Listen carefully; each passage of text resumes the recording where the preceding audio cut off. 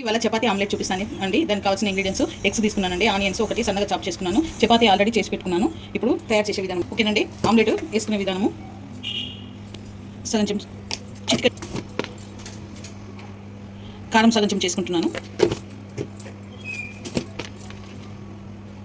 చిటికెడు ఉప్పు వేసుకుంటున్నాను, ధనియాల పొడి చిటికెడు వేసుకుంటున్నాను, అల్లం వెల్లిపాయ కూడా చిటికెడు వేసుకుంటున్నాను. బాగా బీట్ చేసి ఆనియన్ వేసుకోవాలి.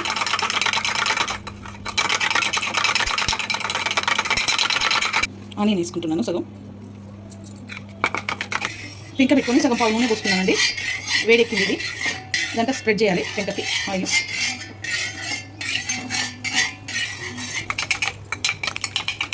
ఇప్పుడు ఆమ్లెట్ వేసుకుంటున్నాను, ఇదంతా స్ప్రెడ్ చేసుకోవాలి ఆమ్లెట్. మీరు రెండు కావాలనుకుంటే రెండు వేసుకోవచ్చు, ఎందుకంటే ఒక చపాతీకి నేను ఒకటి ఆమ్లెట్ వేస్తున్నాను. ఇప్పుడు అలాగే చేసుకోవాలండి.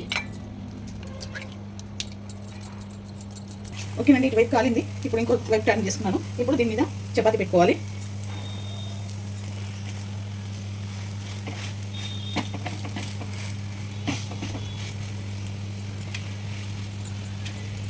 ఇప్పుడు టర్న్ చేసుకోవాలండి.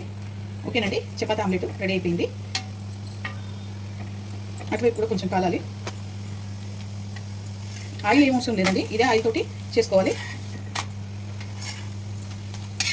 దీంట్లో స్టఫింగ్ వచ్చేసి క్యాబేజీ, క్యారెట్ అవన్నీ వేసుకొని కూడా స్టఫ్ చేసుకోవచ్చు. నేను అవేం లేకుండా నార్మల్గా చపాతీ ఆమ్లెట్ చేశాను అనమాట.